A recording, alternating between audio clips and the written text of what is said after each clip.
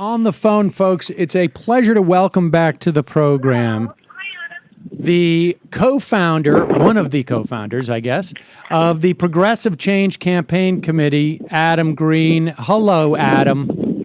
Hello, Sam Seder. Good to talk to you. Adam, now you come on the program always, I think, or I should say, we bring you on when you have triumphs.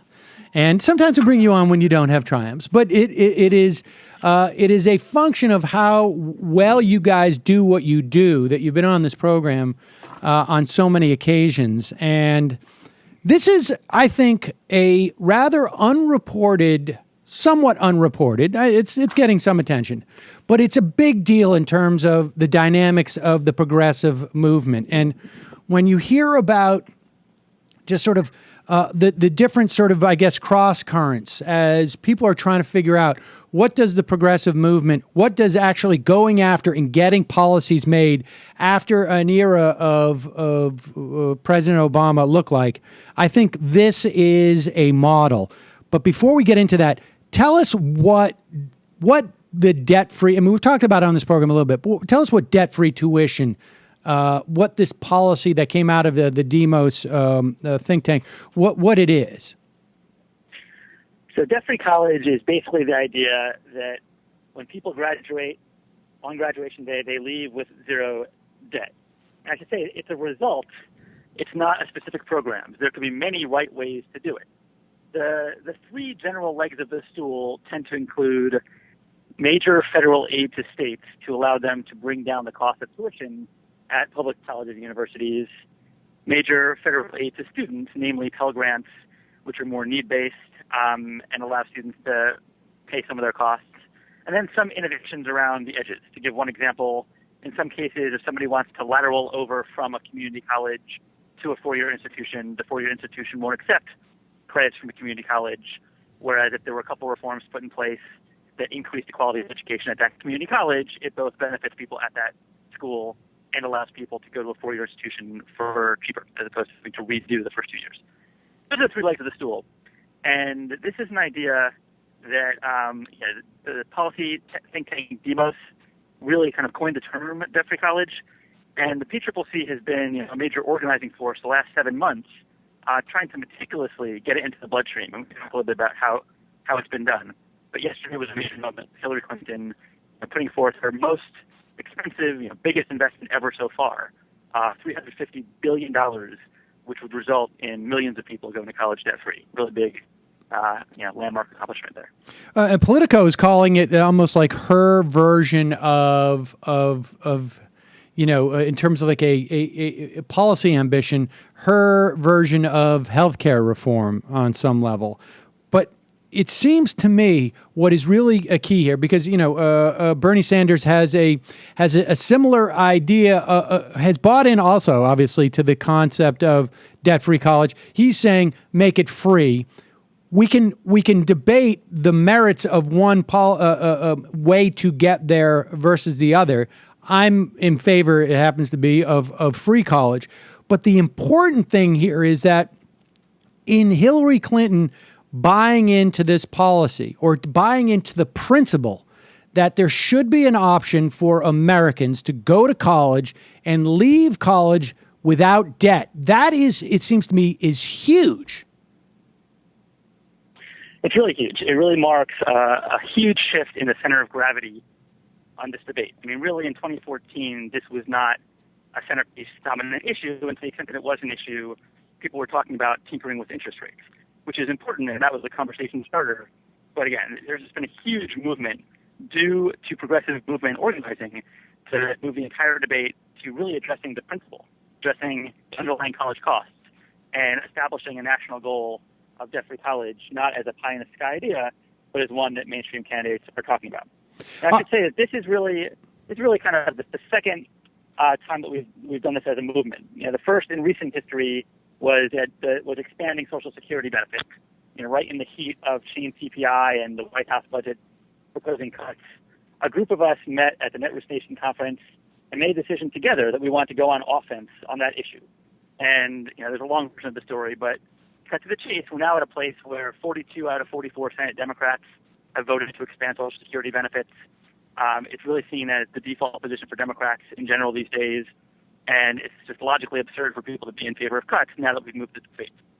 Similarly, 1 year ago at Netflix Nation, a number of us got in the room, us, Move On, Democracy for America, some others, and made an active decision that we were going to push big, bold economic populist ideas to the center of the 2016 debate starting in 2015. And that we would, in many cases, follow Elizabeth Warren's lead. In this particular issue, we actually, led ourselves, and Elizabeth Warren is now one of the leaders on it.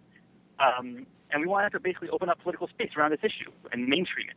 And we've gotten, Chuck Schumer, who, this week caused some controversy in other realms, but right. Chuck Schumer and Elizabeth Warren to team up on a resolution in favor of debt-free college. Now has 20 senators on it, including Jeanne Shaheen from the politically significant state of New Hampshire, Kirsten Gillibrand, who had Hillary Clinton's old seat, and a bunch of others. We have 50 members of the House, including numerous former DCCC chairs and the current DCCC chair, Ben Ray Lujan.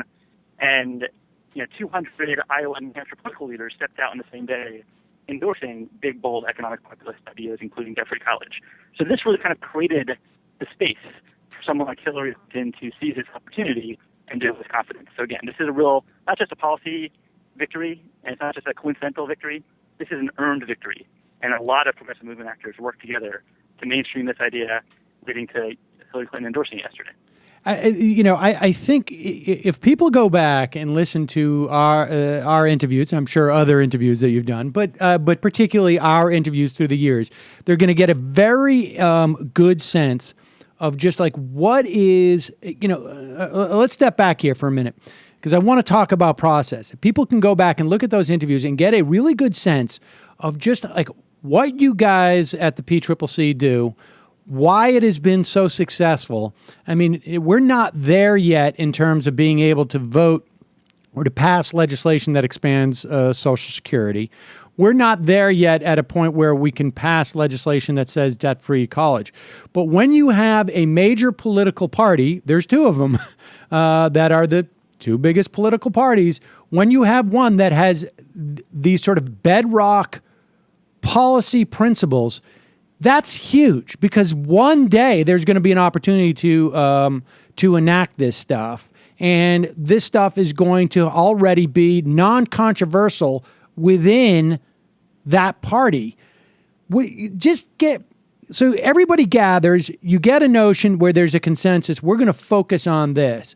How does that leverage happen? Walk us through this because it is fascinating to see what's happening with the Republican Party on one hand and see the sort of the dynamics that are at play there and how sort of there's a weird leveraging of non-policy on some level. And then when you look into the it seems to me on the Democratic side, people are trying to figure out like, how do you get these people ostensibly who are elected on, as supposedly the more populist party, at least economically, how do you get them to reflect the policy desires of the members of that party?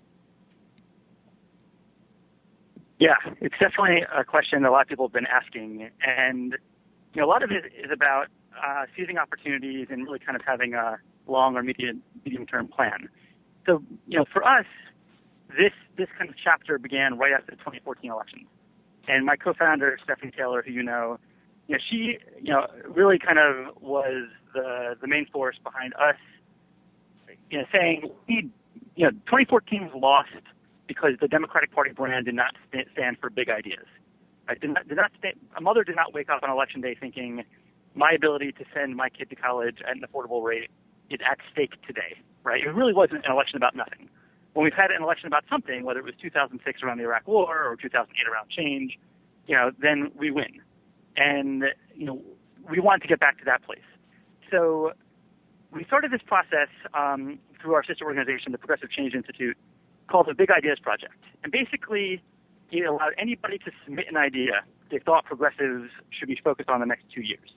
So we had policy think tanks like Demos submit ideas, the AFL-CIO submitted one on infrastructure, former Senators Byron Dorgan and Ted Kaufman submitted various Wall Street reforms, Alan Grayson submitted some, Hank Johnson submitted some criminal justice reform ones, and a bunch of our members, thousands of our members, submitted ideas.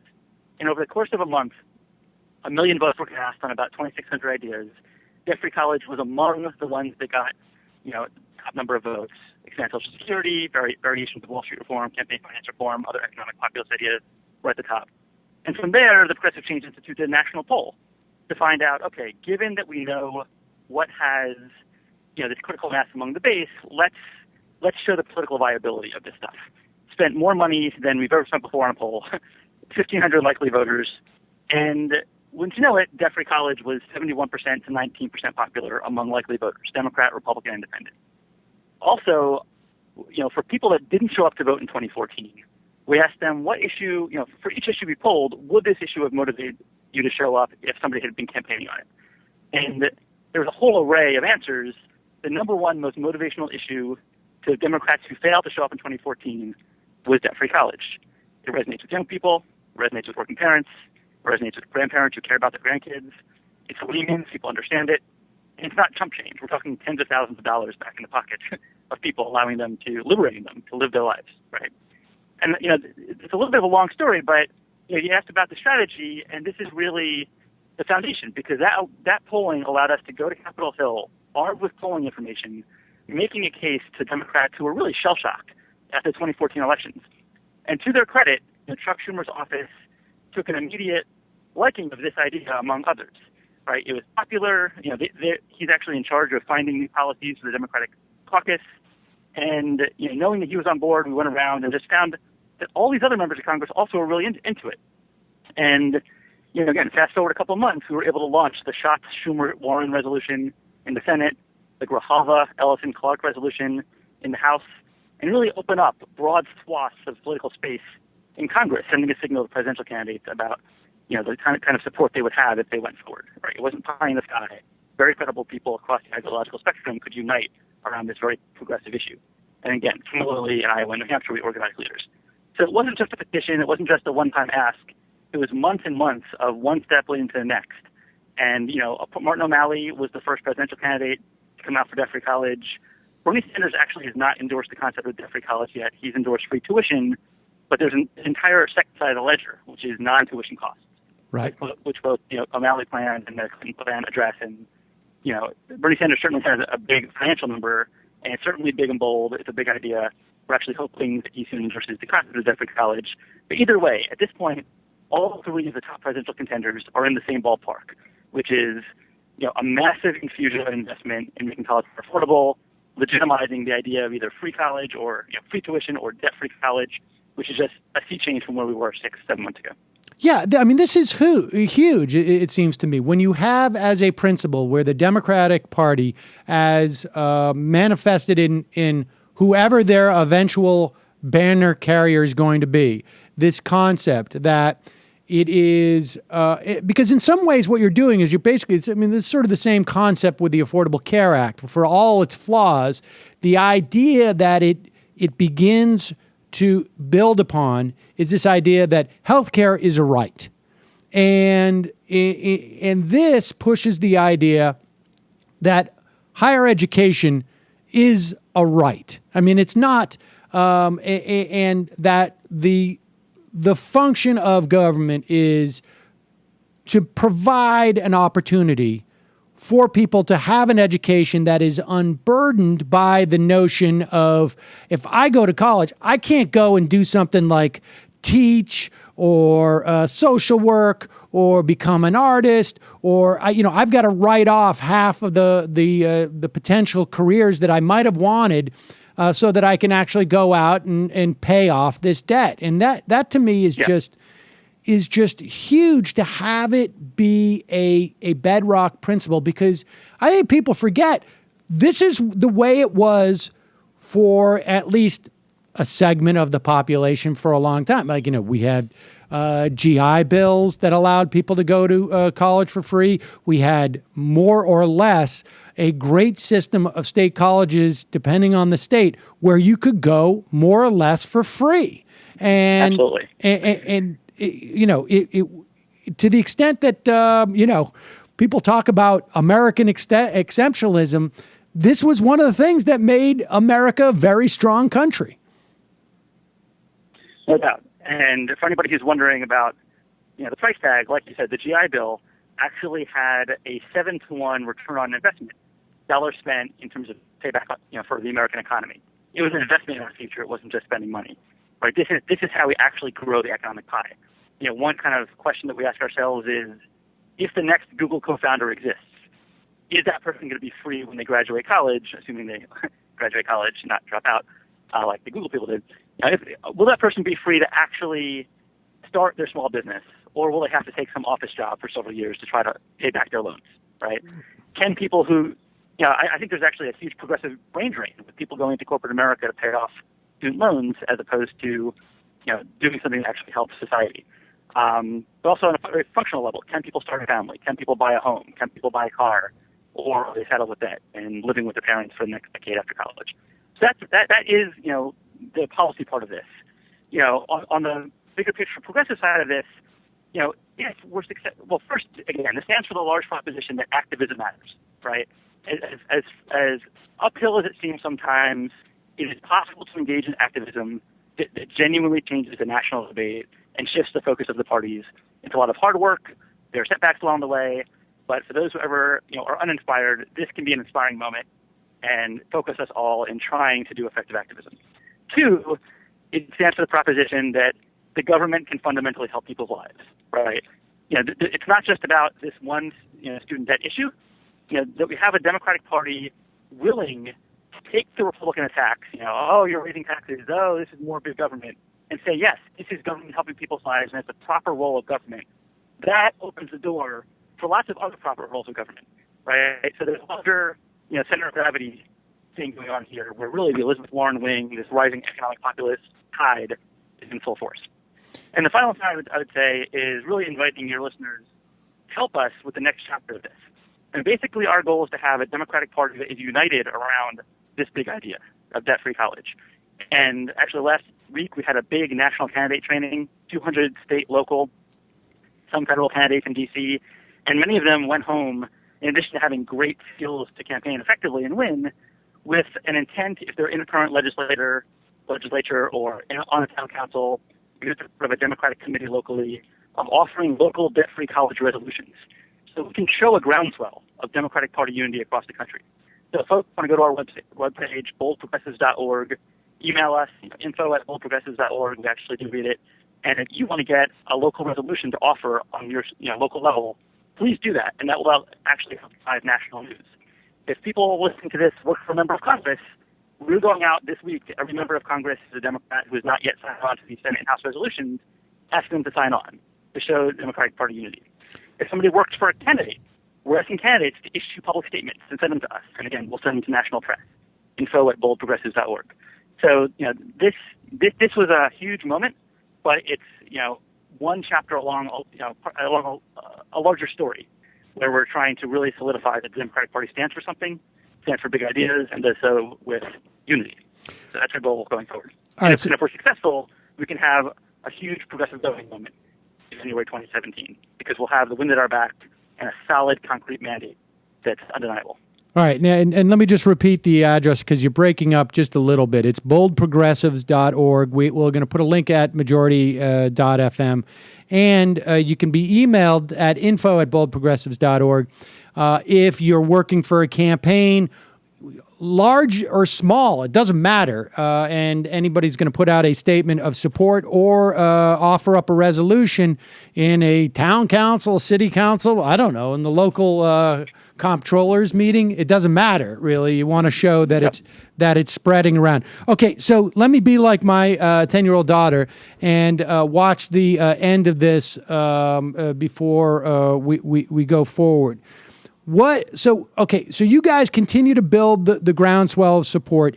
One can imagine a Bernie Sanders or a Hillary Clinton, and I guess, in theory, a Martin O'Malley, standing on stage with Donald Trump and saying, or whoever the Republican nominee will be, and this being an issue. This becomes one of those tentpole issues, and making the Republican candidates say, like, no, I don't believe in the idea that someone should graduate college without debt. I mean, that's a great debate to have in this country, when you can actually put the notion of big government or of government, intervention in very practical terms. When people see, like, hey, wait a second. I mean, we talk about freedom. The thing that curtailing my freedom right now is that I wanted to get a better education. Yeah, so that is where this should wind up. I mean, there will be a debate over some issues. Republicans will attack Democrats on whatever Democrats propose. The question is, are we picking smart fights, right? If they want to attack us on the losing end of a 71% to 19% issue, let them do that. Right. I mean, yesterday we saw yelping and squealing from Marco Rubio and Jeb Bush and the Republican National Committee, again, saying this is higher taxes, this is bigger government, this is investing in an old education system where what we should really just have is a bunch of online courses to make college affordable. Like, really? That's your solution? You pretty much eliminate college. Marco Rubio has this thing that we're calling indentured degrees, where basically rich people adopt poor people and have help put them through college and then have a share of their earnings for perpetuity. Like, it's crazy. That's one vision of America. Or we can say to people who feel this issue every day, don't need to explain to them, help is on the way. Your kids can actually go to college and not be sabotaged for life, saddled for life with debt. It's crippling debt. It's a winning message. And again, it lines us up. We're looking at January 2017 as the next potential progressive governing opportunity. Right. It will require a mandate, especially if there's still a Republican House. It needs to be undeniable that Democrats campaigned on this issue and have a mandate on this issue and crush Republicans on this issue in order to get some Republicans to cross the fold and actually put something like this into law. So that's why this can't just be endorsed on a website. We need this to be a centerpiece issue of the 2016 election from top to bottom of the ticket. And that's what all of our efforts are going towards. This and other big ideas like Wall Street reform, campaign finance reform, major investment in jobs and wages. That's how we really achieve a mandate in 2016 and govern in 2017. It's also, I got to say, the political the dynamic here around it from a political argument. I mean, with a democratically controlled Senate, a Democrat in the presidency, I would hate to be one of those members of Congress who's going to argue that we shouldn't have debt-free college, because this is not like, there's no death panels here, right? I mean, there's a lot of people who have this debt, and it's hurting a lot of people across the country. And it's a great story, Adam. And I really, I love your organization, and I honestly, if people want to see the path in which you slowly, inch by inch, take policy ground, go back and listen to my talks with Adam Green, because it's a lot of it's laid out right there. Adam, good luck. It's boldprogressives.org, info@boldprogressives.org. We'll put that stuff at majority.fm. Thanks so much for coming on today.